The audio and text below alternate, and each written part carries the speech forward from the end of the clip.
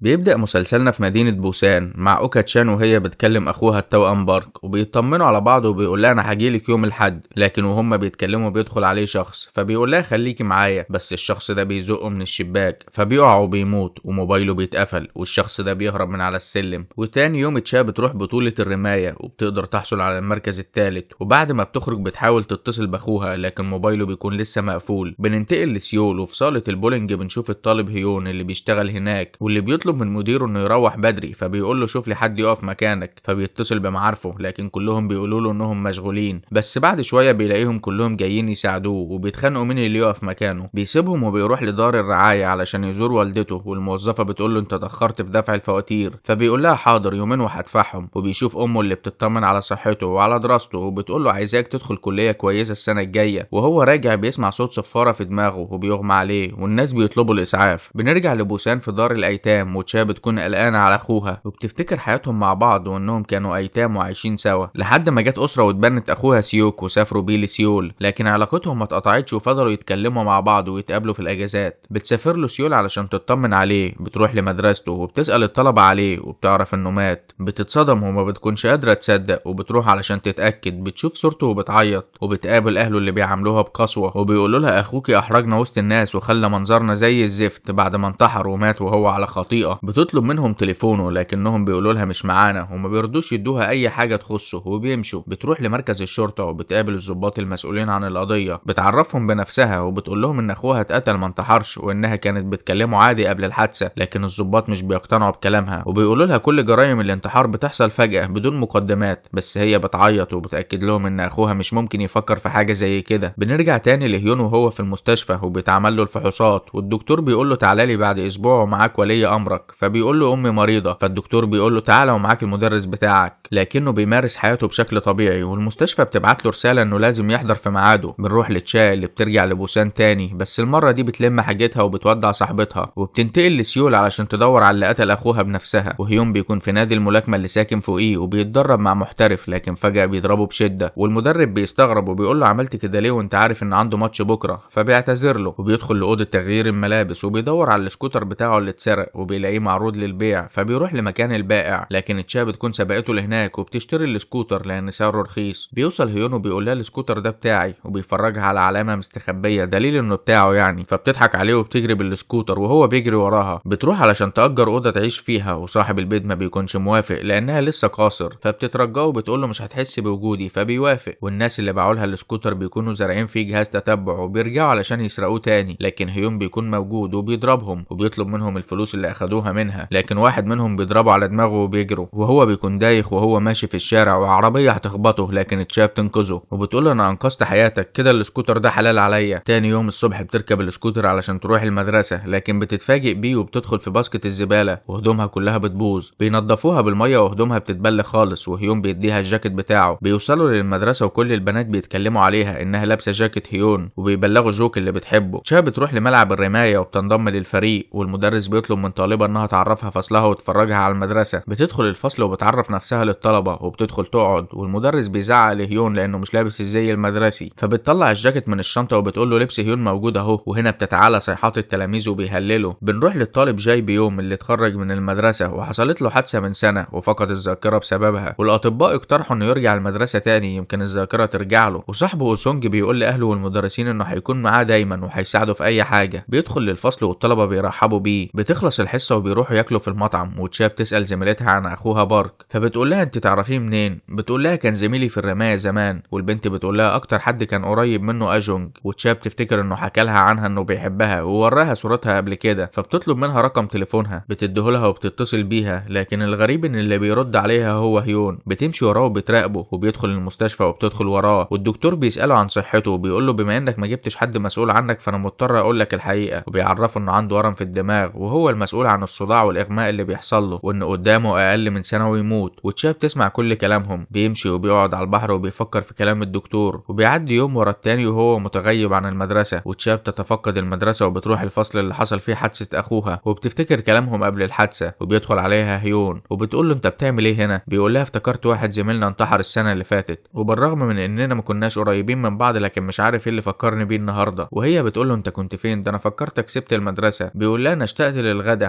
علشان كده رجعت. بتضحك وبتقول له وحشك قوي اكل المدرسه، فبيعرفها على غدا القطه بتاعته، وبيقول لها ممكن لو غبت من المدرسه تاني تاكليها مكاني. بتقول له اكيد، وبتقول له هو انت اللي بلغت عن موت بارك؟ بيقول لها كنت باكل القطه هنا وسمعت صوت خبطه فجريت ولقيت بارك وبلغت الشرطه. بيروحوا للمطعم واصحابه بيسلموا عليه وبيحتفلوا برجوعه، لكن وقتها بنشوف الطالبه سيون اللي بتتخض لما بتشوف الطالب كيونج وبتجري بره المطعم، وبنعرف ان كيونج ده اخدها لغرفه التصوير في المدرسه واعتدى عليها، لكن لانه لسه قاصر ما تمش الحكم عليه وخرج، وعلشان اهله اغنياء رجع للمدرسه تاني. بيرجعوا للفصل وكيونج بيقول لزمايله انه كان نفسه يضرب بارك قبل ما يموت، وتشاب تسمعه وبتقول له انت ازاي تتكلم كده على واحد ميت. بيتضايق وبيكون هيضربها، لكن بيتدخل بيوم وبيقول له عيب اللي انت بتعمله ده، لكن كيونج بيكون هيضربه هو كمان، بس بيتدخل اوسونج رئيس الفصل وبيخرج كيونج. هيون بيروح للدكتور وبيساله عن احتماليه شفائه، فبيقول له ما نقدرش نعمل جراحه، كل المتاح انك تاخد ادويه تاخر نمو الورم بس، وبيحذره انه ممكن يجيله صداع متكرر وان الورم ده ممكن يغير سلوكه وشخصيته. بنرجع للمدرسه تاني والمدير بياخد بيوم وبيروح لمدرس الرمايه وبيطلب منه انه يعلمه، فالمدرس بينادي لتشاو وبيقول لها انت هتكوني مدربه بيوم من النهارده. بتاخده وبتدربه وبتكون قاسيه عليه في التمرين. في الوقت ده اجونج حبيبه بارك وزميلتها تشونج بيروحوا لهيون صاله البولينج، وبتاخد منه موبايلها اللي كانت مديهوله علشان محدش يعرف يتعقب مكانها. بتفتح الموبايل وبتلاقي رقم غريب بعت لها رسائل كتير، وبتقول لها انا تشان وعايزه اقابلك بخصوص بارك، وبتسال هيون عنها، فبيقول لها دي معانا في الفصل ومعرفش اكتر من كده وبيمشي. تاني يوم في المدرسه هيون بيجيله صداع شديد وبيجري على الحمام، وتشاب بتاخد بالها منه. بيتاخر في الحمام فبتروح وراه وبتلاقي دم نازل من تحت الباب. بتخبط جامد وبتنادي عليه، فبتلاقيه جاي من وراها وبيقول لها في ايه. بتنط تشوف في ايه جوه، وبتلاقي سيون واقعه على الارض وسايحه في دمها. هيون بينط وبيربط ايديها بالقميص وبيبلغوا الاسعاف اللي بتيجي تاخدها بسرعه. بتيجي الشرطه وبتستجوبهم، والمحققه بتتعرف على تشا وبتقول لها اللي بتعمليه ده غلط وما ينفعش تحققي عن موت اخوكي وسط الطلبه، لكن تشا مش بتقتنع بكلامها وبتطلب منها ما تعرفش حد انها اخت بارك. ابو سيون بيروح للمدرسه وبيزعق للمدير انه سمح لطالب زي ده يرجع المدرسه تاني، وتشونج بتسمعه وبتكون متاثره وبتعيط. اجونج بتبعت رساله لتشا وبتقول لها هقابلك، وبتكتب لها الميعاد والعنوان. بتروح لها لكن بتنزل لها تشونج وهي متنكره ولابسه باروكه، وبتقول لها عايزاني في ايه، لكن تشا بتكون عارفاها من الصور اللي اخوها كان بيبعتها لها، فبتقول لها فين اجونج، فبتقلع الباروكه وبتقول لها عايزه منها ايه، مالكيش دعوه بيها خالص والا هتقعي في مشاكل كبيره، ولو عايزه تعرفي حاجه عن بارك كلمي مي. وبتروح تقابل هيون اللي بيقول لها انا محتاج فلوس ضروري، وتشا بتقابل مي وبتسالها عن بارك، فبتقول لها انا سمعت انه انتحر وكنت سعيده جدا لما عرفت، بسبب بارك ده انا اضطريت انقل لمدرسه تانية. وبتحكي لها انها كانت بتتهم اوسونج انها حملت منه، لكن بارك كدبها واجبرها انها تصور فيديو وتعترف فيه انها كانت بتكذب. وبتقول لها مش انا الوحيده اللي فرحت بموته، ناس كتير ارتاحت منه. وتشا بتعتذر لها على اللي حصل وبتمشي وهي بتفكر في اللي سمعته. في الوقت ده تشونج بتروح تزور ابو سيون وبتقول له انها ممكن تجيب حق بنته وتنتقم من اللي عمل فيها كده، بس هيدفع فلوس في المقابل، والراجل بيوافق. وهي بتروح لهيون اللي بيقول لها انت مجنونه، انا مش هعمل كده. فبتفكروا باللي حصل لها اول ما نقلت للمدرسه، وان كان في بنات بيتنمروا عليها وبيضربوها، وان هو اللي راح لهم بعد كده وضربهم جامد واجبرهم يروحوا يعتذروا لها، وانها كان ممكن تعمل في نفسها حاجه لولا هو اللي دافع عنها واخد حقها. وبتقول له هسيبك تفكر لبكره. وتاني يوم امه بتتعب جامد وبتروح المستشفى وبيكون محتاج فلوس، فبيقرر ينفذ المهمه وبيروح لكيونج اللي بيكون قاعد لوحده في غرفه التصوير. بيخبط عليه وبيربطه في الكرسي وبيكون لابس قناع ومغير صوته، وكيونج بيترجاه وبيقول له هعمل لك اللي انت عايزه وهديك اي فلوس تحتاجها. فبيقول له لازم تعتذر لسيون على اللي عملته فيها. بيقول له خلاص هعمل اللي انت عايزه. فبيقول له بكره تسيب المدرسه خالص وتمشي ببطء في الطرقه وانت ندمان علشان كل الطلبه يشوفوك. بيقول له حاضر هعمل كده، لكن وهو ماشي بيشوف صوره لسيون وهو بيعتدي عليها، فبيتنرفز جدا وبيمسك مطرقه كبيره وبيكسر بيها رجله وبيجري وبينط من على السور. لكن بالصدفه تشا بتكون معديه من الشارع وبتشوفه وبتساله انت بتعمل ايه هنا، فبيقول لها كنت بتمرن في الحديقه ومروح، وبتشوف دم على الجزمه بتاعته وبتساله طب اخرج من هنا ازاي لاني اول مره امشي في الطريق ده. وتاني يوم بتروح تزور اخوها وبتعاتبه على اللي سمعته عنه وانه كان شخص سيء. وهي ماشيه بتشوف هيون اللي بيزور اخوه هو كمان، بتستخبى ولما بيمشي بتشوفه هو كان بيزور مين، لكنه بيرجع وبيشوفها وبتكون محرجه جدا. وبيقول لها تعرف اخويا منين، بتقول له لا معرفوش، وبتقول له انا كنت بزور بارك، وبتعرفه ان اخوها، وبتطلب منه ما يعرفش حد المعلومه دي علشان الطلاب ممكن يخبوا عنها المعلومات لو عرفوا. وهو بيحكي لها عن اخوه اللي الطلاب كانوا بيتنمروا عليه وبيضربوه في المدرسه، وده اللي خلاه ينتحر علشان يتخلص من اللي بيحصل له. بنروح للمدرسه وكيونج بينفذ كلام هيون وبيسيب المدرسه وبيسمع اصوات الطلاب اللي بيكونوا فرحانين في اللي حصل له، وهيون وتشا بيكونوا راجعين مع بعض وكل الطلاب بيشوفوهم. تشا بتروح لتدريب الرمايه وبتطلب من بيوم انه يكلم اوسونج علشان يقابلها. بتروح تقابله وبتساله عن بارك وعن قصته مع مي، لكنه لكنه بيقول لها بارك ميت دلوقتي وهو كان شاب لطيف وبيساعدني دايما، وبيرفض يقول لها اي كلمة تانية وبيمشي، لكنه بينسى موبايله وهي بتجري وراه علشان تديهوله. بتوصل لبيته وبترن الجرس، واللي بتفتح لها بتكون جوك. بتاخد منها الموبايل وبتديه لأوسونج اللي بيتضايق انها شافتها، وهي بتقول له كده المدرسة كلها هتعرف اننا اخوات، اتصرف بقى وشوف حل. وتاني يوم تشا بتلاقي أوسونج مستنيها وبيقول لها جوك مش اختي، كل الحكاية ان والدي اتجوز امها من سنتين بس الجواز لسه مش رسمي، واننا عايشين مع بعض في بيت واحد، وبيطلب منها ما تعرفش حد، وهي بتقول له ما تقلقش مش هتكلم مع حد. الشرطة بتيجي وبتحقق في حادثة الاعتداء على كيونج، والطلبة بيهاجموهم علشان ما يقبضوش على البطل بتاعهم، وبيراجعوا الكاميرات وبيشوفوا طالبة معدية بالسكوتر بتاعها في وقت الحادثة، لكن ما بيكونوش عارفين هي مين. تشا بتكون قاعدة وبتسمع الطلبة وهم بيتكلموا عن موت بارك، وبيقولوا ممكن يكون البطل هو اللي قتله برضه لانه كان بيأذي ناس كتير، وهي بتتأثر وبتزعل من كلامهم وبتشك في هيون، وبتعرف عنوان بيته وبتروح لأوضته وبتفتشها وبتلاقي الجزمة اللي عليها دم، بتاخدها وبتخرج بس هو بيكون موجود، لكن لحسن حظها بيجيله نوبة صداع فبتقدر تهرب، لكن القطة بتشوفها وبتنونو فبيشك وبيبص من السطح وبيشوفها. بيدخل يدور على الجزمة ومش بيلاقيها، وهي بتلاقي الشرطة مستنياها عند بيتها وبيسألوها عن الفيديو إذا كانت هي الموجودة، فبتقول لهم إنها كانت هناك وشافت هيون في الوقت ده، فبيسألوها شفتي أي حاجة غريبة وقتها؟ بتفتكر الجزمة وبتقول لهم لا كل شيء كان طبيعي. بيروحوا يسألوه فبيأكد لهم إنه كان موجود في المكان ده لأنه كان مخلص تدريبه ومروح. وتاني يوم بيقابل تشا قبل المدرسة وبتسأله إذا كان قابل المحققين، فبيقول لها أنا عارف إن أنت اللي بلغتي الشرطة عني، وإنك فاكراني البطل اللي ضرب كيونج، وإنك أنت اللي سرقتي جزمتي. بتقول له مش أنا اللي بلغت عنك، وبتتأسف له على اللي حصل وبتديله جزمته. وبالليل بياخد هدومه اللي كان لابسها في الحادثة من الدولاب وبيروح علشان يرميها، لكن بيقابل المحققة اللي بتقول له ما تتوترش أنا جاية كسبونة النهاردة، وبيتصدم لما بيعرف إنها مرات الدكتور اللي بيتابع حالته. بنرجع للمدرسة وتشا بتفتح دولابها وبتلاقي رسالة مكتوب فيها تعالي للمسرح وهعرفك سر خطير. بتروح لكن واحد بيضربها على دماغها وبيغمى عليها، وبيفتح موبايلها بتفوق وبتكون في المستشفى، وبتلاقي بيوم واقف جنبها وبتشكره انه انقذها، وبيقول لها انه شافها داخل المسرح واتأخرت جوه فدخل يشوفها ولقاها مغمى عليها. بتلبس هدومها وبتكون عايزة تدفع الفاتورة، لكنه بيقول لها ان المستشفى دي بتاعت عيلته فبتشكره تاني. وفي الوقت ده في المدرسة كل الطلبة بتبعت لهم صور متركبة لجوك، وبتعرف مصدر الصور وبتواجهها، لكن البنت بتقول لها ان تشا هي اللي بعتت لها الصور دي. بتيجي تشا وجوك بتديها بالقلم على وشها، لكن هيون بيقف قصادها وبياخد تشا وبيمشي، وبيقول لها ارجعي مدرستك القديمة احسن لك لانك هتواجهي مشاكل كتير هنا. بتروح لزميلتها وبتقول لها هاتي موبايلك، وبتلاقي ان الصور اللي اتبعتت لها كانت في الوقت اللي فاقده فيه الوعي. وبيوم بيقابلها وبيسالها عن الموضوع، فبتقول له الحقيقه اني ما فقدتش الوعي لوحدي، لا ده حد ضربني بطوبه في المسرح وهو اللي بعت الصور. وبيوم بيستخدم علاقاته وبيروح يراجع الكاميرات وبيتفاجئ من اللي بيشوفه، لكنه بيبلغ تشا ان الكاميرات مش مبينه اي حاجه. وفي الوقت ده الطالبات بتبلغ جوك ان في اشاعه منتشره بتقول ان هي واوسونج اخوات، واوسونج لما بيعرف بيروح لابوه اللي بيكون مدير الامن، بيقول له ان جوك اتخانقت مع زميلتها وان في ما بينهم مشاكل، وبيطلب منه ان تشا ترجع لمدرستها القديمه، وبيقول له كمان هي عايشه في منزل غير قانوني. تشا بيجي لها رساله من جوك وبتروح تقابلها، لكن بتلاقيها مستنياها مع شويه بنات وبيضربوها بشده، وهيون بيكون شايفهم من على السطح، لكن على بال ما بيوصل بيكونوا خلصوا مهمتهم. وتشا بتمشي وبترجع لبيتها وبتلاقي صور معدله ليها متعلقه في كل مكان، بتشيلها، لكن صاحب البيت بيقول لها تمشي لان الشرطه جات له وحذرته. لكن بيجي هيون اللي بيكون معاه محفظتها اللي وقعت منها وبيعرض عليها انها تبات في الاوضه بتاعته، وهو هينزل ينام في صاله البوكس. وتاني يوم بتعمل الفطار وبيفطروا مع بعض وبيكونوا مبسوطين. بيروحوا المدرسه وبيقابلوا زميلهم بيوم في الطريق اللي بيكون راكب عربيه غاليه جدا. كيونج بيروح المدرسه وبيكون معاه 2 بلطجيه وبيلعبوا في ملعب السله، وبيوم بيقول لهم ما ينفعش كده لكنهم بيتعدوا عليه، فبيتدخل هيون وبيدافع عنه وبيضربهم وبيعلم عليهم. وفي الوقت ده تشا بتلاقي رساله في دولابها مكتوب فيها تحضر للمسرح في الحصه الخامسه. بتروح لهناك وبيكون في عرض شغال، لكن بيتم اختراق البث وبيتم عرض فيديو موت بارك، وبيعرف الكل ان بارك اتقتل ما انتحرش. والشرطه بترجع تفتح القضيه من جديد. بترجع البيت وهي حزينه، وهيون بيحاول يواسيها فبتقول له ما تقلقش انا عارفه انه اتقتل ما انتحرش من زمان. وبالليل بيوم بيقابل اوسونج وبيقول له انت عملت كده في تشا ليه؟ بيقول له عملت ايه؟ فبيوم بيقول له ما تحورش، انت اللي ضربتها في المسرح وانا شفت كل حاجه في الكاميرات. بيقول له لانها كانت مصدر ازعاج ليا وكنت عايزها تنقل من المدرسه. وبيقول له انها اخت بارك وجايه هنا علشان تعرف مين اللي قتل اخوها. فبيوم بيقول له انا مش هقول لها حاجه بس عايزك تبعد عنها ومالكش دعوه بيها. الشرطه بتوصل للمدرسه علشان تحقق في قضيه قتل بارك، وبيكونوا عايزين يعرفوا مين اللي اخترق البث وذاع الفيديو، وبيحققوا مع الطلبه. واول واحده بتكون تشا اللي بتقول لهم لو عايزين تعرفوا مين اللي قتل اخويا دوروا على الموبايل بتاعه. وبعدها بيدخل هيون اللي بيتم استجوابه، والمحقق بيقول له ان في طلبه كتير قالوا ان حصل بينهم خناقه كبيره قبل كده. فهيون بيقول له ايوه حصل بس كان سوء تفاهم وعدى. بيخلص وبيروح يزور امه التعبانه، وبيخرج وهو حزين وبيفكر فيها. بيرجع البيت وبيلاقي تشا مستنياه وبتديله عصير. بيستغرب فبتقول له عايزه منك خدمه صغيره، اهل اخويا بعتولي اخد حاجته بعد ما عرفوا انه اتقتل ما انتحرش، وعايزاك تيجي معايا. بيروحوا للبيت والاسره بتقول لها دي الشنطه الوحيده اللي باقيه لاننا رمينا كل حاجته وما عرفناش نفتح الشنطه لانها برقم سري. وهيون بيتنرفز منهم وبيقول لهم انتوا اللي قتلتوا بارك بقسوتكم دي، لكن تشا بتهديه وبيمشوا. بيرجعوا للبيت وتشا بتحاول تفتح الشنطه وبتكتب التاريخ اللي انفصلوا فيه. فبتفتح وبتلاقي الهدايا اللي كانت بتجيبها له وصورهم مع بعض. وهيون بيفتكر ان فاضل له وقت قليل ويموت، فبيسيبها ويطلع يعيط، وهي بتقوم وراه وبتحضنه وبتهون عليه. تاني يوم بيروح للمدرسه وتشا بتقابل اجونج وبتسالها عن بارك، فبتقول لها انه كان زميلها في المدرسه مش اكتر. لكن تشا بتقول لها انها عارفه انهم كانوا بيحبوا بعض، فبتقول لها ده كان بيتوهم بس وما كانش فيه بينا اي علاقه. لكن تشا بتقرر تروح الكافيه اللي كان بيحكي لها عليه انه بيروحوا دايما مع حبيبته، وبتسال عليه. والشاب اللي شغال هناك بيقول لها انه يعرفه. بيقعد معاها وبتقول له انها كانت تعرف بارك من نادي الرمايه، وهو بيحكي لها عن قصته معاه وان كيونج كان بيتنمر عليه وكان بيضربه دايما لحد ما اتدخل بارك وضربه وحذره ما يقربلهوش تاني. ومن بعدها كيونج بعد عنه وهما الاتنين بقوا اصدقاء. بنروح لاجونج اللي بتكون حامل وبتاخد شونج وبتروح للدكتوره علشان تطمن على حملها. لكن وهما قاعدين بيدخل واحد وبيهدد الدكتوره انها تتنازل عن القضيه اللي مقدماها ضده، والدكتوره بتصوت وبتطرده. واجونج بتتعرف عليه وبتقول انه كان زميلها في المدرسه الاعدادي وانه قتل طالبه معاهم في الفصل وامها كانت دكتوره. في الوقت ده بيوم بيروح لهيون النادي وبياخدوا وبيروحوا نادي السيارات وبيركبوا العربيه، وبيوم بيسوق بسرعه كبيره جدا وبيكونوا مستمتعين. وبعدها بيخلي هيون يجرب وبيكون مبسوط بالتجربه. وفي اخر اليوم بيروحوا وبيلاقي تشونج مستنياه وبتحكي له اللي حصل في العياده، وانها راحت للدكتوره وحكت لها اللي المجرم ده عمله في بنتها وانه خرج من غير عقوبه لانه كان لسه قاصر، وانها اتفقت مع الدكتوره انه يتعاقب مقابل مبلغ مالي. وهيون بيوافق. بيوم بيرجع البيت وبيلاقي صوره محطوطه في الكتاب، وبتكون صوره ليه مع بارك وهم في نادي الفروسيه. وتاني يوم بيروح المدرسه وبيوم وهيون بيسلموا على بعض، واوسونج بيكون متضايق. وبيوم بياخد هيون وبيديله تذكره لمباراه كره سله وبيقول له نتقابل النهارده بالليل. وبعدها بيروح للفصل وبيسال اوسونج عن الشخص اللي معاه في الصوره، فبيخبي الصوره وبيقول له ده بارك. شونج بتكون بتراقب المجرم ده، وبعدها بتروح لهيون وبتقول له لازم تنفذ النهارده لانه هيسافر بكره. فبيبعت رساله لبيوم بيعتذر له فيها وبيقفل الموبايل وبيديهولها. بيبدا هيون في تنفيذ العمليه وبيعطل الكاميرات اللي موجوده في الورشه، وبيربط الواد في كرسي وبيغمي عينيه. بيفكروا بالجريمه اللي عملها وبيخوفه انه هيقتله دلوقتي. لكن بعدها بيقول له انا هسامحك بس تروح تعتذر للدكتور على اللي عملته. والواد بيشاور انه موافق، لكن هيون بيشغل المنشار الكهربي وبيهدده تاني. وتاني يوم بيقابل تشونج وبيقول لها كله تمام، وهي بتديله موبايله. لكن بيتم التبليغ عن مقتل الواد والشرطه بتروح تحقق. شاب بتكون رايحه المدرسه وبتلاقي الشاب بتاع الكافيه مستنيها وبيقول لها انا عارف انك اخت بارك لانه وراني صورتك قبل كده، وانا قدامي اسبوع واسافر امريكا علشان كده لازم نلاقي القاتل بسرعه. وبيعترف لها ان هو اللي صور فيديو قتل بارك وهو اللي ذاعه كمان، وانه تصوير الفيديو ده كان صدفه، وانه من بعدها قفل التليفون واشترى واحد تاني. لكن بعد فتره شاف الفيديو تاني ولاحظ ان في حد هو اللي زق بارك علشان كده عرض الفيديو. هيون بيقابل بيوم وبيعتذر له، وبيوم بيكون متضايق فبيقول له انه بعت له رساله، وبيكتشف ان الرساله ما اتبعتتش اصلا لانه قفل الموبايل. وبيوم بيقول له خلاص ولا يهمك نروح الماتش الجاي. وسونج بيكون متضايق انهم مع بعض وبيروح لبيوم وبيقول له بخصوص الصوره انا عايزك تنسى انك شفت الصوره دي، انت شايف الشرطه في كل مكان وممكن يتهموك باي حاجه، وبيحرق الصوره. بنروح للفصل وتشا بتبص لهيون وبتفكر في كلام الشاب لما قال لها انه شاكك ان هيون هو اللي قتل اخوها لانه شاف المجرم وكان مغطي وشه بس كان لابس جزمه برباط احمر والوحيد اللي بيلبسها هو هيون. بتخلص الحصه وجوك بتقول لتشا انا سمعت انك كنت اخت بارك، فرحانه بنفسك كده وانت عامله نفسك محققه وبتساليني عنه. بتتدخل اجونج وبتقول لها عيب الكلام ده، فبتقول لها ما انت لازم تدافع عن اخت حبيبك السابق. لكن تشا بتشدها من شعرها وبتديها علقه محترمه بتطلع منها عينيها مورمه وايديها مكسوره. والمدرس بيطلب من تشا انها تغيب من المدرسه اسبوع لحد ما الدنيا تهدى. بتمشي مع اجونج وبتقول لها الحقيقه ان بارك كان طالب لطيف جدا لحد سنه تانية، لكن بعدها شخصيته اتقلبت وانضم للمتنمرين، وان السبب في كده هو اوسونج اللي كان بيتحكم فيه، وانها شافته قبل كده وهو بيزعق له. الشرطه بتستكمل التحقيق وبيربطوا بين الثلاث جرايم وان الفاعل واحد، وبيروحوا يستجوبوا كيونج عن اي حاجه مميزه شافها يوم الحادثه. فبيقول لهم ان اللي اعتدى عليه كانت ريحته زيت عربيات مختلطه بريحه كحول وانه كان محترف في الضرب. وبعدها بيروح يسال تشا اللي بتقول له ما عنديش اي حاجه غير اللي قلته قبل كده. فبيقول لها خدي بالك ممكن الشخص ده يكون هو اللي قتل اخوكي. والمحققه بتروح تستجوب هيون اللي بيقول لها انا ما فيش اي عداوه بيني وبين كيونج علشان اعمل كده، لكنها بتلاحظ انه عنده ادوات تدريب على الملاكمه. تاني يوم اوسونج بيروح لتشا وهي بتتمرن وبيقول لها انت طبعا عارفه ان ابو جوك مدير الامن وطبعا هيرفدك ويعاقبك، بس ما تقلقيش انا هساعدك وهخليه يسيبك علشان انا مديون لبارك بخدمات كتير، ولو احتجتي اي حاجه ارجعي لي. وبيروح لابوه بيقنعه ان جوك دي اصلا شيطانه وان هي السبب في كل اللي حصل، وبيخليه يبعد عن تشا. وفي الوقت ده تشونج بتروح للدكتوره علشان تاخد فلوس المهمه، بس الدكتوره بتبلغها ان الولد مات، وهي بتكون متوتره ومش قادره تمشي. وبتروح لهيون وبتبلغه باللي حصل، وبيكون متفاجئ وبيقول ازاي ده حصل، انا سايبه سليم وكان بيصرخ كمان. والمحققه بتكون في اسم الشرطه وبتفتكر كلام كيونج، وبتعرف ان ريحه الزيت دي من المكان اللي هيون بيركن فيه الموتوسيكل بتاعه، وان ريحه الكحول من المطهر اللي بيستخدمه في التنظيف. وبتجري على الصاله وبتطلب من هيون يفتح دولابه، بيكون متردد ومتوتر لكنه بيفتحه وما بيكونش فيه حاجه. والمحققه بتجري علشان تفتش دولابه في صاله الملاكمه، وبتطلب من زميلها يفضل معاه لكنه بيفلت منه علشان يسبقها، بس هي بتوصل في الاول وبتكسر القفل. وهو بيوصل بتفتح الخزنه ومش بتلاقي حاجه، وهو بيكون متفاجئ جدا. وبنعرف ان تشا هي اللي اخدت الشنطه وبعتتها في البريد لدار الرعايه في بوسان. بنروح لبيوم اللي بيقابل اوسونج وبيقول له انا افتكرت الحادثه بتاعتي وان مفيش عربيه خبطتني، لا ده انا نطيت من المبنى علشان انتحر. واوسونج بيقول له انا اسف، والدتك هي اللي طلبت مني اقول لك كده. فبيوم بيقول له عادي انا عارف انك خايف عليا، بس هسالك حاجه، هو انا اللي قتلت بارك؟ بيقول له لا طبعا، انت ما تعرفش بارك ولا ليك اي علاقه بيه. وبعدها بيروحوا يلعبوا سله مع بعض. بنرجع لهيون اللي بيفتح خزنته وبيلاقي فيها رساله من تشا بتقول له تعالى لبوسان لو كنت عايز شنطتك. بيروح وبيلاقيها مستنيه وماسكه المسدس. بيقول لها صدقيني مش انا اللي قتلت اخوكي، لكنها بتديله طلقه بتخدش بيها دراعه، وبتقول له ازاي كنت قادر تضحك في وشي وانت قاتل اخويا. بياخد منها المسدس وبيقول لها لو انت متاكده ان انا اللي قتلته هقتل نفسي دلوقتي. لكن تليفونها بيرن وبيكون رقم اخوها. بترد لكن محدش بيرد عليها، وبتلاحظ صوت غريب والموبايل بيتقفل تاني. تشا بتروح الصيدليه تجيب له ادويه علشان الجرح بتاعه، وبتشتري له تيشيرت جديد. وبيروحوا يأجروا اوضه في استوديو علشان تغير له على الجرح. بتغير له على الجرح وهو بيستغل الفرصه وبيتصور معاها كذا صوره. بيقفوا على البحر وبيسالها اخدت شنطته ليه، فبتقول له ان اوسونج بلغها انه وهو في مكتب والده عرف ان الشرطه مشتبهه في واحد شافوه في الكاميرات، وانه كان لابس شنطه ظهر مميزه، وهي افتكرته اول ما قال لها وراحت اخدت الشنطه. بيروحوا لمغسله الملابس وبيرغوا لحد ما تشا بتنام. بتصحى وبتلاقيه كاتب لها ورقه بانها تنسى انه كان في بوسان وهو بيرجع لسيول، لكن اول ما بينزل من القطر بيغمى عليه. وهي كمان بترجع وبتروح للمدرسه، والمدرس بيسال عن هيون اللي غايب وبيطلب من الطلاب ان اي حد يطمن عليه. فجيوك بتقول له انا هزوره. وام بيوم بتكلم اوسونج وبتساله عن ابنها، وبتقول له انا حاسه انه متغير اليومين دول، وبتكون زرعه له جهاز تتبع وبتدي له موقعه وبتقول له شوفولي بيعمل ايه. شام بتخلص المدرسه وبترجع للبيت، وبيشوفها بيوم وهي طالعه البيت هيون، وبيبعت لها رساله انها تقابله. بتنزل علشان تقابله وهو بيدخل يفتش الاوضه، وبيشوف الصور اللي متصوراها مع هيون. وبيجي اوسونج على الموقع، وكمان بتيجي جوك علشان تطمن على هيون، وكل واحد بيكون مستغرب التاني موجود ليه. وهي بتكون متضايقه ان هيون وتشان عايشين مع بعض، فبتنتقم منها وبتقطع لها فرامل السكوتر. وبيوم بيعتذر لتشان انه مش هيقدر يجي. تاني يوم بتروح المدرسه لكن بتكتشف ان الفرامل مش شغاله، وبتكون هتعمل حادثه لكن ربنا بيسترها وبتخبط في مخزن ملابس وبتنجرح جروح بسيطه. بتروح المدرسه وبتمسك الميكروفون وبتقول انا مش هخاف من اللي حصل لي وهلاقي اللي قتل اخويا. بس تشونج بتمسكها وبتقول لها بطلي عبط ما تعمليش مشاكل. واجونج بتشوفها وبتصعب عليها وبتقول ان عيد ميلاد اخوها كان النهارده وعيد ميلادها هي كمان. تشا بترجع للبيت وبتلاقي الاوضه متكسره وكل حاجه متبهدله، فبترتب الاوضه وبترجعها زي ما كانت، بس مش بتلاقي الصور. بتخرج وبتلاقي هيون في وشها وبيكون مخضوض عليها، وبيقول لها تعالي ننزل نغير جو. بيروحوا للديسكو وبتلاقي الشله عاملين لها عيد ميلاده وبيحتفلوا بيها. واوسونج بيروح لمكان بيوم وبيلاقيهم مع بعض، وتليفونه بيرن وهيون بياخد باله ان ده نفس الصوت اللي ظهر لما رقم بارك رن على تشا. ولما بيروحوا بيبلغ تشان اللي كانت في الحمام وقتها، وهي بتقول له انها مش هتبلغ الشرطه لان ابوه مدير الامن واكيد هيخفوا الادله. وبيتفقوا انهم يسرقوا تليفونه علشان يتاكدوا، وبيعتذر لها انه ما جابلهاش هديه عيد ميلادها. فبتقول له خلاص انا عايز رباط جزمتك هديه. بيغسله وبيفتكروا انه كان بتاع والدته وانه اخده منها لما تعبت، وتاني يوم بيديهولها. الشرطه بيلاقوا دليل جديد في قضيه القتل الاخيره، وبيكون جزء من تذكره دخول لمكان رياضي. والمحققين بياخدوا التذكره وبيروحوا يسالوا عنها لحد ما المحقق بيوصل لمكان والمسؤول بيقول له انها فعلا تخصهم، وبيقدر يعرف مين اللي استخدمها. وبيشوف فيديو ليه لكنه بيخرج وبيقول لزميلته انه ملقاش حاجه، وبيكملوا بحث. هيون بيتفق مع تشونج انها تسرق له موبايل اوسونج، وبيدخلوا الفصل. بتفتعل معاه خناقه واجونج بتسرق الموبايل وبتديهوله. بياخده وبيجري بيه على الحمام وبيفتش فيه، لكن للاسف الموبايل بيكون جديد ومش موجود عليه اي بيانات. لكن اوسونج بيرن على الموبايل وبيعرف مكانه. بيفتح الحمام وبيلاقي الموبايل ومفيش حد. بياخده وبيخرج، وبعدها بيخرج هيون اللي بيكون مستخبي في الحمام اللي جنبه، لكن اوسونج بيكون مستني بره وبيشوفه. وهيون وهو مروح في واحد بيهاجمه لكنه بيتفادى الضربه وبيضربه، وبيعرف انه شاب الكافيه. بياخده بياخدوا معاه للبيت وتشان بتعالجه، وبيقول لهم انه عمل كده لانه كان فاكر ان هيون هو اللي قتل بارك، وبيقول لهم ان هو كمان اللي كسر الاوضه بس ملهوش علاقه بحادثه السكوتر. بنروح للمحقق اللي بيروح لبيت مدير الامن وبيبلغه انه عرف مين اللي استخدم التذكره وان ابنه هو اللي استخدمها وهو شاف الفيديو بتاعه، والمدير بيطلب منه ما يبلغش حد لحد ما يتاكدوا من الكلام ده. تاني يوم الطلاب بيروحوا المدرسه وهيون بيطلب من جوك انها تذاكر له، وهي بتفرح وبتقترح عليه تذاكر له عندها في البيت. وتشان بتروح لبيوم وبتقول له عايزه منك خدمه، وبتقول له في مشاكل حصلت بيني وبين جوك وبين هيون وأوسونج وعايزه اقابله علشان نصفي الخلافات دي. فبيقول لها خلاص هكلمه ونتقابل. وفي مركز الشرطه التليفون بيرن والمحققه بترد، والمتصل بيقول لها عايز المحقق لان في فيديو قال لي احتفظ بيه وما جاش من بعدها. بتعرف العنوان وبتروح تشوف الفيديو اللي فيه أوسونج. بترجع لمركز الشرطه وبتزعق لزميلها جامد وبتتهمه بالرشوه وانه بيخفي الادله. هيون بيوصل لبيت جوك وتشان بتراقب بيوم وهو قاعد مع أوسونج، وهيون بيستغل انشغال جوك وبيدخل اوضه أوسونج وبيفتش فيها لكنه مش بيلاقي غير صور لأوسونج وبيوم مع بارك. وفي الوقت ده جوك بتنشر صوره لنفسها وهي بتطبخ، وصاحباتها بيعلقوا لها بتطبخ الحبيب القلب. وأوسونج بيشوف الصوره والتعليقات وبيفهم اللي بيحصل وبيجري على البيت. تشان بتحاول تحذر هيون لكنه بيكون سايب موبايله بره. أوسونج بيوصل للبيت وبيمسك في خناق هيون، لكن المحققه بتدخل وبتقول له انت متهم في جريمه القتل اللي حصلت مؤخرا وبتقبض عليه. بتاخده لمركز الشرطه لكن ما بيكونش فيه دليل واضح ان هو القاتل وبيمشي. بيروح لكيونج وبيقول له انا عارف مين اللي ضربك، هيون هو اللي عمل فيك كده وعايزين نخلص منه. وهيون بيجيله اتصال ان امه في المستشفى وحالتها حرجه. بيروح يشوفها وبتجيله اجونج وبتقول له ان كيونج راجع يضايق مي تاني وان ابوها طلب من تشونج انها تضربه تاني، وهيون بيكون محتاج فلوس فبيوافق. وبعدها تشان بتروح علشان تطمن عليه وبتتغدى معاه وبيديها الصور اللي لقاها في بيت أوسونج. بتروح للمدرسه وبتعدي على صاحبهم الميكانيكي وبتقول له انها عايزه تبيع السكوتر علشان تدي فلوسه لهيون. بتدخل وبتقابل بيوم وبتديله الصور وبيعتذر لها انه مش قادر يفتكر اي حاجه. أوسونج بيقابل كيونج تاني وبيقول له انا سمعت انك رجعت تضايق مي، عايزك تزود الموضوع ده اليومين دول علشان نمسك هيون اسرع. وبعدها بيومين بيروح للمقطوره اللي كيونج قاعد فيها وبيركب فيها كاميرات. وبالليل هيون بيستعد علشان ينفذ العمليه وبيروح لمكان المقطوره وبيترقب الوقت المناسب، لكن امه بتموت والمستشفى بيتصلوا بيه لكنه بيكون قافل موبايله. فبيتصلوا بتشان اللي مش بتلاقيه وبتتصل بتشونج وبيوم، وتشونج بتقول لهم على مكانه وبيروحوا له. على الجانب التاني أوسونج بيكون مشغل بث مباشر على الانترنت وبيدخل واحد ملثم على كيونج المقطوره وبيضربه، لكن أوسونج بيدخل عليه وبيشيل القناع من على وشه وبيلاقيه بيوم وبيتصدم وبيوم بيضحك. وبنعرف انهم لحقوا هيون قبل ما يدخل وبيوم دخل مكانه. الشرطه بتيجي وبتقبض عليهم كلهم وبيحققوا مع بيوم اللي بيقول لهم انا كنت بشوف البث وكنت قريب من مكان كيونج وفكرته تمثيل فعملت دور البطل ودخلت المقطوره وبس. وكيونج بيعترف انهم كانوا عاملين فخ للراجل اللي كسر رجله وده بمساعده أوسونج اللي بيقول ان الموضوع كان كله لعبه وانهم كانوا بيتسلوا. لكن المحققه بتقول له انت عارف كويس ان الثلاث قضايا مربوطين ببعض وانت كنت عامل كده علشان تكشف المجرم، يمكن تكون عايز تلبسه كل القضايا وتخلص من حاجه انت عملتها. بيقول لها لا انا مش هكون كبش فدا لحد وانا عارف ان هيون هو المجرم. وهي بتروح مع جوزها لهيون وبيعزوه واصحابه بيقفوا جنبه في العزا، وبعدها بيروحوا يزوروا بارك هو كمان. بيعدي يومين وكلهم بيرجعوا للمدرسه تاني، وتشان بتقول لبيوم عايزه منك خدمه. بيروح يقابل أوسونج وبيقول له انا اسف على اللي حصل بس انا عايز اعرف ايه اللي حصل لي بالظبط وصدقني انا حاثق في كلامك المره دي. فبيقول له انت ما انتحرتش ولا حاجه، يوم 22/4 بارك زقك كنت قاعد على سطح المبنى وانا ما قدرتش ابلغ عنه لانه شافني وكنت خايف منه. وتشان بتكون واقفه بتسمع اللي بيقوله وبتتصدم من الكلام. المدرس بيدخل عليهم وبيقول لهم كل واحد يرجع للفصل. وأوسونج بيقابل هيون وبيقول له معلش انا سمعت ان والدتك توفت، خد بالك بقى لانك لما تدخل السجن مش هتلاقي حد يزورك. هيون بيتنرفز وبيكون هيضربه لكن بيغمى عليه، والاسعاف بتوصل وتشان بتعرفهم انه عنده ورم في الدماغ وبتقول لهم ياخدوه للمستشفى اللي بيتعالج فيها وبتركب معاه. الدكتور بيطمنها وبيقول لها انه شويه وهيفوق، وهي بتروح تفكر في الكلام اللي قاله أوسونج وبتكون حزينه. تاني يوم هيون بيفوق والدكتور بيقول له ان تشان هي اللي انقذته. بيحاول يكلمها لكن موبايلها بيكون مقفول، وبيلاقيها بعتاله فيديو بتقول له فيه انها خلاص هتسيب البحث عن القاتل وهترجع لحياتها الطبيعيه بعد ما عرفت ان اخوها كان شخص سيء، وبتطلب منه يتابع حياته وينساها. بيجري على البيت وبيلاقي الاوضه فاضيه وسايباله الرباط الاحمر، وبتبعت رساله لبيوم هو كمان وبتعتذر له على اللي عمله اخوها وبتشكره على وقوفه جنبها. هيون ما بيكونش مصدق الكلام اللي قاله أوسونج وبيروح لبيته وبيلاقيه واقف مع كيونج، وبيلاحظ انه لابس جزمه برباط احمر وبيفتكر كلام شاب الكافيه لما قال انا شفت القاتل وكان لابس جزمه برباط احمر. بيتحركوا للمقطوره وهو بيروح وراهم. كيونج بيكون متضايق انه لسه ما اخدش حقه من هيون وان أوسونج السبب في كده، لكن الباب بيخبط وبيكون هيون وبيضرب كيونج وبيرميه بره. وبيدخل لأوسونج وبيقول له كل الكلام اللي انت قلته لبيوم ده كذب وانت اللي قتلت بارك، وبيضربه ضرب شديد. وتشان بتكون قاعده على البحر وبتشوف صورها مع اخوها اخوها، وبتلاقي صورة ليهم بتاريخ 22/4، فبتعرف ان اوسونج كداب، وبتبعت رسالة لهيون اللي بيكون قاعد مع بيوم وبتقول له انا رجعت تاني تعالى قابلني. بيروح لها وبتقول لهم على اللي اكتشفته، وهيون بيعاتبها انها صدقت الكلام بسهولة كده واختفت فجأة. بيتمشوا للبيت وبيمسكوا في ايد بعض ومشاعر الحب بتحوطهم، وبيقول لها ما تسيبنيش لوحدي تاني. بيوصلوا وبتقول له استنى هجيب شنطتي من السوبر ماركت. بتدخل تجيبها لكن كيونج بيكون مستنيه وبيضربوه وبياخدوه في العربية وهي بتشوفهم، وبتكلم بيوم اللي بيقول لها ما تقلقيش هلاقي حل. كيونج بيربطه في الكرسي وبيقول له زي ما انت عملت فيا بس انا مش لابس قناع، وبيضربه جامد وبيكون عايز يقتله لكن بيقول مش هينفع لازم نستنى اوسونج. تاني يوم بيوم بيصحى وبيكون بيحلم وبيعرف ان اوسونج هو اللي زقه من فوق المبنى، وبيكلم تشان وبيقول لها ما تبلغيش الشرطة انا عرفت مكان هيون. وبيكون في اتنين بيزرعوا جهاز تتبع في شنطة اوسونج وبيمشوا وراه، وهو بيوصل لمكان هيون وبيضربه وبيقول له انت اللي ضربت كيونج صح؟ فبيقول له ايوه انا، وبيقول له وانت اللي قتلت بارك برضه؟ فهيون بيقول له لا انت اللي قتلته. فبيتعصب وبيكون عايز يقطع صوابعه لكن الرجاله بيدخلوا وبيضربوهم وبيكتفوهم، وبيوم بيوصل وبيمسك في اوسونج وبيقول له انت كدبت عليا وتلعبت بيا طول الفتره دي. لكن الرجاله بيقولوا له لازم نخلي المكان فورا وبيديله الشيك علشان يمضي على حسابهم، لكن الراجل بيقول له انت كتبت اسمك غلط، فبيكتب اسمه تاني وهيون بيشك فيه. وفي الوقت ده تشان بتبلغ الشرطه ان في حد رن عليها من تليفون اخوها، وبتسمع بالصدفه ان اللي قتل الشاب في الورشه كان بيستخدم ايده الشمال، فبتقول الحمد لله كده هيون بريء. وبتقول لهم انها شاكه ان اوسونج هو القاتل وبتمشي. بتقابل تشونج اللي بتقول لها انها خايفه الشرطه تسال الدكتوره وتقدر توصل لها علشان كده هتسيب المدرسه وتسافر. بيودعوا بعض والمحقق بيقدر يوصل للمكان اللي كان موجود فيه تليفون بارك لما اتصل بتشان، وبيروح لملعب السله علشان يراجع الكاميرات. بيوم بيكون بيراقب جوك وبيقول لها تعالي اوصلك في طريقي. بتركب معاه وبيقف بيها في طريق ضلمه، فبتزعق له بيقول لها استني بس انا عارف انك كنت في علاقه مع اوسونج. فبتسكت. بيجي اوسونج وبيقول له سيبها تمشي، فبيوم بيقول له لا انا عايز شاهد على كلامنا، وبيقول له انا عارف انت زقتني ليه لاني كنت بدافع عن بارك وكنت عايزك تبعد عنه لكن انت رفضت، لكن بعد ما شفت الفيديو اللي انت مصوره ليك مع جوك اتضايقت مني وحاولت تقتلني. فجوك بتديله بالقلم على وشه وبتمشي. وبيوم بيقول له انت عرفت امتى اني عندي انفصام في الشخصيه؟ فبيقول له امك قالت لي. وبيوم بيقول له فاضل الجزء الاهم، مين اللي قتل بارك؟ بيقول له انت اللي قتلته بعد ما لعبت في دماغك. وفي الوقت ده تشان بتكون قاعده مع هيون وبتحكي له اللي سمعته في مركز الشرطه، وبيقول لها انه مستغرب ان بيوم بيستخدم ايده اليمين زي الشمال بالظبط، وبيشكوا في الموضوع. بيراجعوا فيديو قتل بارك وبيكتشفوا ان اللي قتله زقه برجليه الشمال، وهي بتقول له يبقى مش اوسونج اللي قتله. هيون بيروح يقابل بيوم وبيقول له تشان هتروح مركز الشرطه بكره علشان تشوف اللي حصل في قضيه اخوها. وبعدها بيقوم وبيوم بياخد موبايله وبيروح الحمام وبيقفله، وهيون بيشوفه وبيتاكد ان في موضوع كبير، فبيخلي تشان تبعت له رساله من رقم غريب انهم عارفين اللي هو القاتل وان تليفون بارك معاهم، وعلى طول بيروح للمكان اللي مخبي فيه التليفون وهيون بيكون وراه. بيدخل وبيلاقي التليفون مكانه، بس بيلاقي هيون موجود لكن بيجي اوسونج وبيضربه وبيفقد الوعي، وبيقول لبيوم علشان تعرف ان انا اللي بخلصك من مشاكلك. وهو بيقول له انت عرفت ازاي ان انا اللي قتلت بارك؟ بيقول له مش محتاجه يعني، بعد ما خرجت من المستشفى كنت فاقد للذاكره وانا فضلت احرضك ضده واقول لك ان هو اللي زقك من على السطح لحد ما جبت اخرك منه فرحت قتله. بيوم بيتنرفز وبيقول له انت السبب وبيضربه. هيون بيفوق ومش بيلاقي حد وبيرجع البيت وبيأكد لها ان بيوم هو القاتل، وبيروحوا يبلغوا الشرطه بكل اللي حصل، لكن الشرطه بتلاقي العربيه وبيكون مفقود. وتشان بتروح تقابل اوسونج وبتقول له انا بعتذر لك لاني شكيت فيك، وهو بيقول لها خلاص مش مهم بس عرفتوا مين اللي قتل بارك؟ بتقول له ما انت عارف مش انت كنت في الاسطبلات امبارح وضربت هيون؟ فبيقول لها ما كنتش عارف انه شافني بس تصدقي الضربه كانت حلوه والله. فبتساله عن مكان بيوم بيقول لها ما اعرفش. بتقول له يبقى انت شريكه. بيشتمها وبيمشي لكنها بتقول له خد هنا انا سجلت كل اللي اتقال دلوقتي، هتقول مكانه ولا لا؟ ما بيردش. فبتتصل بالشرطه وبتبلغهم، وهيون بيروح لجوك وبيطلب منها تزرع جهاز تتبع في شنطه اوسونج وبتوافق. شاب الكافيه بيرجع من امريكا وبيروح لتشان وبيقول لها انا رجعت علشان اقف جنبك، وبيقول لها عايز اقول لك حاجه انا وبارك كنا بنتواعد واوسونج صورنا في مره، ومن بعدها بدا يبتز بارك ويخليه يعمل كل اللي هو عايزه. وفي الوقت ده تشونج بتشوف بيوم في المكان اللي هي شغاله فيه وبتبلغ تشان اللي بتروح له من غير ما تعرف حد وبتهدده بالمسدس، وهو بيفتكر اللي حصل وانه دخل على بارك وهو بيتكلم، وبارك اتفاجئ بيه لما شافه وساله عن صحته لكنه زقه من الشباك واخد موبايله ومشي. وبيقول لها انه فعلا ما كانش هو ده، شخص تاني جواه هو اللي بيحركه، وانه ما افتكرش اي حاجه من الكلام ده غير من يومين، وبيكون هو برضه اللي رن عليها من تليفون بارك، ولسوء حظه تليفون اوسونج رن فاضطر يسرقه. علشان كده اوسونج اشترى تليفون جديد، لكن وهو بيتكلم بيتحول للشخص التاني وبيهاجمها وبيضربها بشده وبتتعور، وبيمسك المسدس وبيحكي لها ان هو اللي قتل شاب الورشه لان بيوم كان عنده ميعاد مع هيون، ولما اتاخر عليه راح له ومشى وراه وشافه وهو بيضرب الشاب. بعدها دخل والشاب شافه واتهمه ان هو اللي عمل كده، لكن انا حضرت علشان عشان انقذه وقتلت الشاب، وهي بتستعطف بيوم وبتناديه علشان يرجع، فبيرجع وبيكون عايز يقتل نفسه لكنها بتمنعه، والشرطة بتيجي وبتقبض عليه وبتبعت رسالة لهيون تعرفه على اللي حصل. وفي نفس الوقت جوك بتقول له تعالى لي بسرعة على السطح. بيطلع لها وبيلاقي يوسونج رابطها ومعاه سكينة لانها زرعت له جهاز التتبع، وهيون بيقول له سيبها وبيضربوا بعض هما الاتنين، وسونج بيكون هيرميه من على السطح لكن هيون بيتفاداه وهو اللي بيقع وبيموت، والطلاب كلهم بيشوفوه. مي بتبعت رسالة لكل الطلاب ان هيون هو البطل اللي كان بيدافع عنها، والاشاعة بتنتشر بسرعة الصاروخ، وبيقولوا اكيد كان بيعاقب يوسونج على حاجة عملها. الشرطة بتيجي وبيحققوا في اللي حصل، وكل الطلبة بيقولوا انهم ما شافوش اي حاجة وانه نط من نفسه، وجوك بتقول انه كان معاها وفجأة اتجنن وهددها بالقتل ونط من على السور. والمحققة بتمشي وهي بتقول لو الكل اكد الكذبة فاذا هي الحقيقة. وبتخلص السنة الدراسية والطلاب بيتصوروا مع بعض، وهيون بيسيب المدرسة علشان يستمتع بحياته، والطلبة بيودعوه وبيتمنوا له حياة سعيدة. وتشان بتتقبل في الجيش كصف ضابط، وبتقابل هيون وبيمشوا مع بعض. وبكده يكون خلص مسلسلنا. اتمنى يكون عجبكم ومستني تعليقاتكم واقتراحاتكم، وشكرا.